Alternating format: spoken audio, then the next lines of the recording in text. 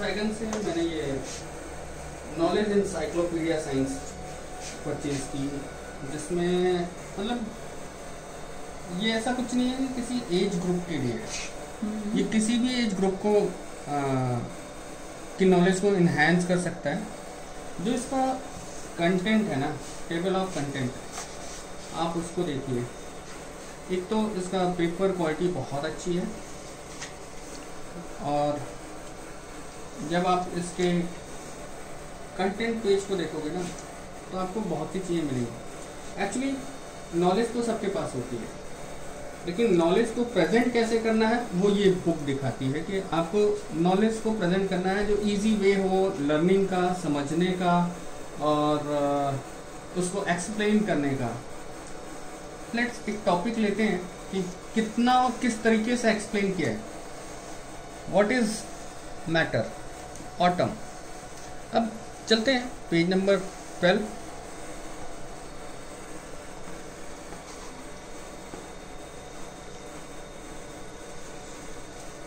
ये ऑटम के बारे में। एक्चुअली ऑटम तो सबको जानते हैं, अणु, हिंदी में बोलते हैं अणु, और उससे छोटा पार्ट होता है परमाणु।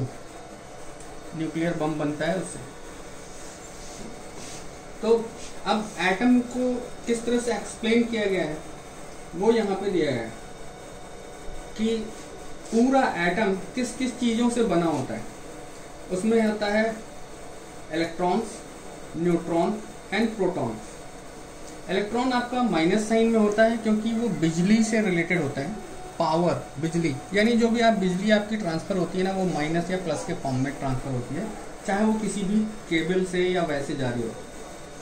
अब न्यूट्रॉन्स जो है वो जो है आपके ये व्हाइट वाले सेल जो दिखाए जा रहे हैं, ग्रीन वाला जो है आपका प्रोटॉन्स है। अब एटम का सिंबल बेसिकली ये ओवल शेप में होता है। क्यों? क्योंकि इसका घूमने का यानी सर्कुलेट होने का तरीका यही होता है, ओवल शेप। तो किस तरह से प्रेजेंट किया गया है उसको बताया गया है। उस एटम को आइसोटॉप्स, मास एंड आइसोटॉप्स क्या होते हैं, किस तरह से जान सकते हैं, वो यहाँ एकदम वेल एक्सप्लेन्ड है। इसी तरह से और कोई टॉपिक अगर हम लेते हैं, जैसे केमिकल रिएक्शन, हम बड़े छोटे जो भी होते हैं, अगर केमिकल रिएक्शन की बात करें तो 42 पेज,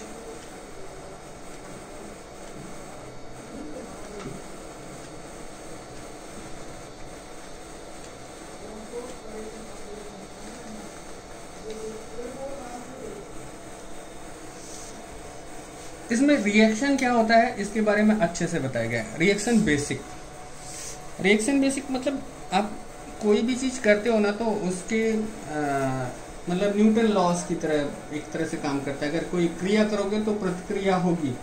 तो जो भी केमिकल रिएक्शन होगा उसमें क्या होगा कि कुछ भी आप करोगे तो उसका रिवर्ट बैक कुछ ना कुछ होगा। तो उसको कैसे समझने के लिए और क्या क्या चीजें हो सकती हैं वो इसमें केमिकल रिएक्शन के थ्रू बताया गया है। इसमें जैसे अगर आपने पीएच या लेवल देखा होगा तो वो इस तरह से यहाँ प्रेजेंट किया जाता है कलर फॉर्म में कि किस किस केमिकल को हम किस तरह से माप सकते हैं, उसका कलर कोड क्या कर सकते हैं, इसके बारे में बताया गया है। ऐसे ही बहुत सी चीज़ें यहाँ पे केमिकल के बारे में बताई गई हैं, और कैसे कंपाउंड बनता है, केमिकल कंपाउंड को कैसे जोड़ा जाता है, कैसे समझा जाता है, इसके बारे में भी। जैसे कि यहाँ पे कंपाउंड के पॉलीमर जो बताए गए हैं वो हैं। तो मतलब ये किसी एज ग्रुप के लिए नहीं है। आपको अगर साइंस से रिलेटेड अगर कोई जानकारी चाहिए तो चाहे वो छोटा बच्चा हो या बड़ा हो, अपनी नॉलेज इनहेंस करना चाहता है किसी भी फॉर्म में, तो वो इस बुक के थ्रू कर सकता है। इवन साइंस का मतलब केवल आजकल के लोग क्या कंप्यूटर और यही सब जानते हैं, एक्चुअली वो नहीं होता। बेसिक प्रिंसिपल क्या है साइंस का उसको समझाने की पूरी कोशिश की गई है इसमें, जिसमें आपका ऑटम्स आ गया, एलिमेंट्स हो गया, केमिकल रिएक्शन हो गया, मटेरियल्स हो गए, एनर्जी हो गई, एनर्जी के लिए बच्चों को बहुत वो प्रॉब्लम आती है, जिसे समझाना थोड़ा सा, लाइट का हो गया, हीट का हो गया, न्यूक्लियर एनर्जी हो गया, साउंड हो गया। अभी टेक्नोलॉजी की बात करें तो जब भी आप कोई मिसाइल की बात करते हैं तो मैक के फॉर्म में बात करते हैं कि हाइपरसोनिक है या सोनिक है, तो उसको जानेंगे कैसे कि हाँ कि भैया क्या है। बस